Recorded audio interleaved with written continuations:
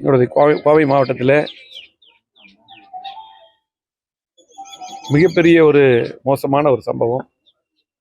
இதுவரையிலும் இந்த பகுதியிலே இந்த மாதிரி நடந்ததில்லை. எங்களுடைய பகுதியிலே குறிப்பாக காந்தி பார்க், செல்வபுரம் சுற்றி இருக்கக்கூடிய பகுதியிலெல்லாம் தங்க நகை பற்றை வைத்து குடிசை தொழில் போல எங்களது மக்கள் இந்த தொழிலை செய்து வருவார்கள். பல்வேறு ஊர்களில் வந்து பல ஒப்பந்தம் பேரில் கூலி, அதாவது அவங்களுக்கு வந்து செய்யறவங்களுக்கு இந்த கூலி மட்டும்தான் கிடைக்கும். நகைக்கடை உரிமையாளர்கள் வந்து அந்த ஆர்டர் கொடுத்து அந்த தங்க நகைகளை செய்து தர சொல்லி அந்த கோல்டும் கொடுத்து செய்ய சொல்லி சொன்னால் அவங்க வந்து செஞ்சு கொடுத்து இந்த கூலியை பெறுவார்கள். அப்படி குடிசை தொழில் போல இந்த பகுதியிலெல்லாம் செய்து கொண்டிருக்கிறார்கள்.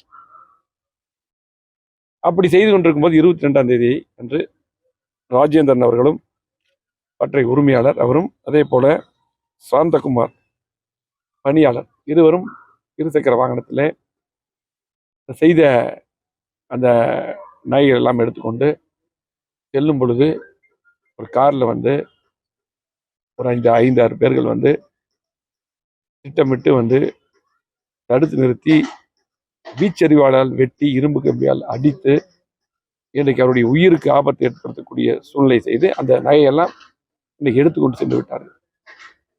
இந்த மாதிரி ஒரு அருவாளில் வெட்டுறது, இரும்பு கம்பியில் அடிக்கிறதெல்லாம் எங்கள் பகுதியெல்லாம் எப்பவுமே அந்த மாதிரியெல்லாம் இல்லை. இது மோசமான கலாச்சாரமாக இன்றைக்கு கோயம்புத்தூர் மாறிக்கொண்டிருக்கிறது. காவல்துறை இதை வேடிக்கை பார்த்து கொண்டிருக்கிறது. காவல்துறை கடுமையான நடவடிக்கை எடுக்கணும். காவல்துறை இன்றைக்கு 4 பேர்த்த அரெஸ்ட் பண்ணியிருக்காங்க. ஆனால் இன்னும் அந்த பொருளை மீட்டு தரவில்லை. இன்னைக்கு கண்டிப்பாக உடனடியாக காவல்துறை நடவடிக்கை எடுக்க வேண்டும்.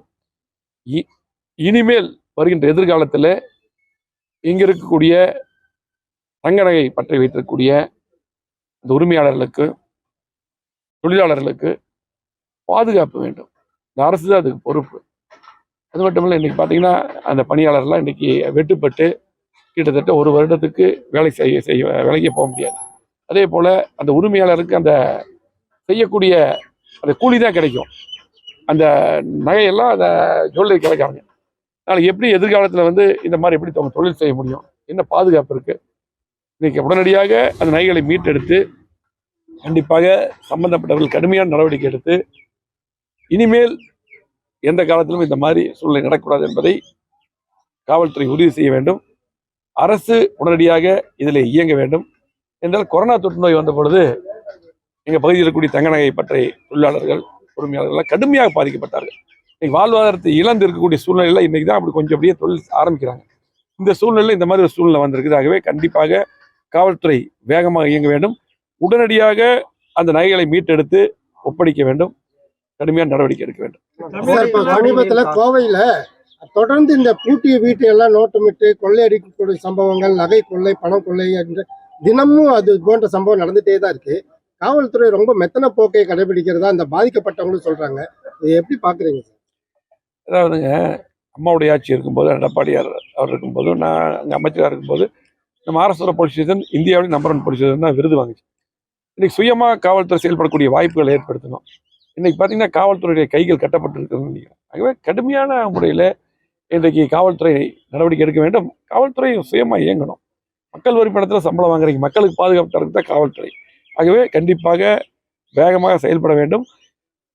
அதே போல் இன்னைக்கு வயதானவர்களுக்கு இந்த பூட்டிய வீட்டில் வந்து போய் திருடுறது இந்த மாதிரியெல்லாம் அதிகரிச்சிருக்கு, நகை பறிப்பு அதிகரிச்சிருக்கு. இதெல்லாம் உடனடியாக காவல்துறையும் இந்த அரசாங்கம் தடுக்க வேண்டும். இதை வந்து தொடர்ந்து இந்த மாதிரி சம்பவம் இன்னைக்கு கோயம்புத்தூர் நடக்கூடாது. அது அப்படி இதுக்கு மீறி இனி காவல்துறை வேடிக்கை பார்த்து கொண்டால் நாங்கள் இனி சும்மா இருக்க மாட்டோம். கண்டிப்பாக கடுமையான நடவடிக்கை, போராட்டம் என்று நாங்கள் இறங்குவோம்.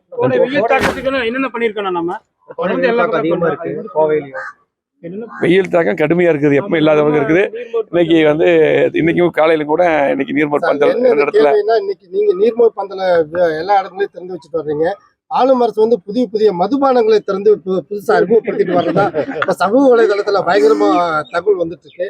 அதை எப்படி பாக்குறீங்க சார்? ரெண்டு குழு நீங்க அது அவங்க அமைச்சர்கிட்ட கேட்கணும். இங்கதானே அவர் அமைச்சர் முத்துசாமண்ணங்கிட்ட கேட்கணும். அமைச்சர்கிட்ட அவங்க அரசுக்கு கேட்கணும் இந்த கேள்வியை. எங்களை பொறுத்தளவுக்கு எங்களுடைய புரட்சி தமிழர் எடப்பாடியார் அவர்கள் வெயிலின் கொடுமையை தணிப்பதற்காக நீர்மோர் பந்தல், தண்ணீர் பந்தல் திறக்க சொல்லியிருக்காரு. அந்த அடிப்படையில் தொடர்ந்து நேற்றை திறந்தோம், இன்னைக்கு திறந்தோம், நாளைக்கு திறக்க இருக்கிறோம். தொடர்ந்து அதிமுக பொறுத்தளவுக்கு புரட்சித்துறை அம்மா இருக்கும்போது சரி, இந்த மாதிரி நேரத்தில் பொதுமக்களுக்கு நல்ல செய்யறதுக்கு அம்மாவுடைய பிறந்தநாள் இருந்தாலும் சரி, புரட்சித்துறை எம்ஜிஆருடைய பிறந்தநாள், எடப்பாடியாருடைய பிறந்தநாள் என்று என்னுடைய தலைவர்கள் பிறந்தநாள், அதே போல இந்த நேரத்துல எல்லாம் பார்த்தீங்கன்னா தண்ணீர் பந்தல் என்று எப்பவுமே மக்களுக்கு உறுதுணையாக, மக்களுக்கு எப்பவுமே உதவி செய்யக்கூடிய கட்சி அதிமுக தான் செஞ்சிருக்கிறேன். நன்றி.